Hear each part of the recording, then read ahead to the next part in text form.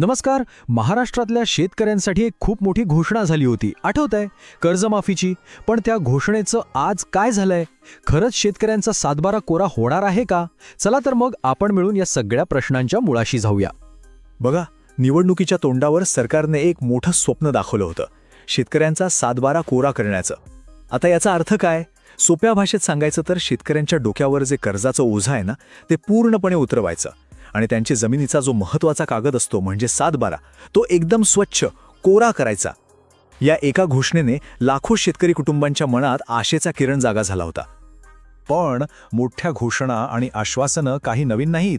आजची खरी परिस्थिती काय आहे? शेतकऱ्यांच्या मनात तोच जुना प्रश्न आहे, आमची ही वाट पाहणं संपणार तरी कधी? याच आश्वासन आणि वास्तव यांच्यामधल्या अंतरामुळे शेतकरी आज खरंच खूप हवालदिल झाला. आता ही कर्जमाफी इतकी गरजेची का आहे हे समजून घेण्यासाठी ना आपल्याला आधी शेतकऱ्यांची आजची परिस्थिती बघावी लागेल. शेतकरी आज एका नाही तर दुहेरी संकटात सापडलाय. एकीकडे आधीच डोक्यावर कर्जाचा डोंगर आहे आणि त्यात भर पडली ती सप्टेंबर 2025च्या पावसाची. इतका पाऊस झाला की उभं पीक डोळ्यादेखत जमीनदोस्त झालं.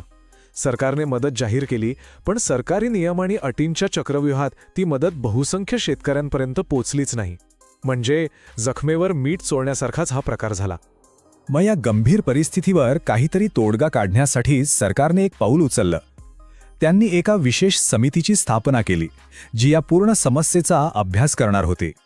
तर ही आहे ती अभ्यास समिती. मुख्यमंत्र्यांचे मुख्य आर्थिक सल्लागार प्रवीण परदेशी यांच्या अध्यक्षतेखाली 9 तज्ज्ञ लोक या समितीत आहेत. यांचा मुख्य काम काय आहे तर शेतकऱ्यांची खरी आर्थिक परिस्थिती काय आहे हे समजून घेणं आणि कर्जमाफीसाठी नेमके काय नियम, काय निकष असावेत हे सरकारला सांगणं. समिती तर बनली, पण फक्त कागदी घोडे नाचवून शेतकऱ्याचं भलं होणार आहे का? नाही ना. आणि नेमकं इथेच ह्या सगळ्या प्रक्रियेतला उशीर आणि अनिश्चितता समोर येते. या समितीला स्थापन होऊन आता तब्बल 2.5 महिने उलटून गेले आहेत. 2.5 महिने, पण इतक्या दिवसात प्रगती मात्र अगदी कासव गतीनेच होताना दिसतीये. आणि या दिरंगाईचं सगळ्यात मोठं कारण म्हणजे कर्जमाफीचे नियमच अजून ठरलेले नाहीत. म्हणजे नक्की किती कर्ज माफ होणार, कोणत्या शेतकऱ्यांना याचा फायदा मिळणार, या साध्या साध्या प्रश्नांची उत्तरं सुद्धा अजून समोर आलेली नाहीत. मग प्रश्न पडतो की या 2.5 महिन्यात समितीने नेमकं केलंय तरी काय? तर त्यांनी जिल्हा बँकांना अर्ज पाठवून माहिती मागवली आहे. यात जे नियमितपणे कर्ज फेडतात ते शेतकरी आणि जे थकबाकीदार आहेत अशा दोन्ही प्रकारच्या शेतकऱ्यांची माहिती गोळा केली जात आहे.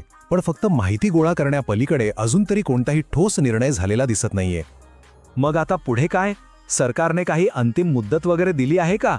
चला पुढची वेळरेषा काय सांगते ते पाहूया. ही वेळरेषा आपल्याला संपूर्ण प्रक्रियेची कल्पना देते. बघा, सप्टेंबर 2025 मध्ये नुकसान झालं. आता जानेवारी 2026 मध्ये समितीचं काम एकदम संथपणे सुरू आहे. एप्रिल 2026 पर्यंत ही समिती आपला अहवाल देईल अशी एक अपेक्षा आहे. आणि सगळ्यात महत्त्वाचं, 30 जून 2026 ही कर्जमाफीसाठी दिलेली शेवटची तारीख आहे. हो, सरकारने हे अगदी स्पष्ट केलं आहे की अभ्यास समितीचा अहवाल आल्यानंतर 30 जूनच्या आत कर्जमाफीवर अंतिम निर्णय घेतला जाईल.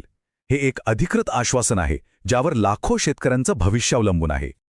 तर सगळ्यात कळीचा मुद्दा हाच आहे की 2.5 महिन्यात जिथे फक्त माहिती गोळा झाली आहे, तिथे पुढच्या काही महिन्यात अहवाल सादर होऊन अंतिम निर्णय घेतला जाईल का? सरकार दिलेली ही अंतिम मुदत पाळू शकेल की हे आश्वासन सुद्धा हवेतच विरून जाईल? या एका प्रश्नाच्या उत्तरातच महाराष्ट्राच्या बळीराजाचं भविष्य दडलेलं आहे. जर तुम्हाला ही माहिती उपयुक्त वाटली तर कृपया व्हिडिओला लाईक करा आणि चॅनलला सबस्क्राईब करायला विसरू नका आणि बेल आयकॉन दाबा. जीआर अपडेट सर्वात आधी पाहण्यासाठी. पुढच्या व्हिडिओमध्ये भेटूया.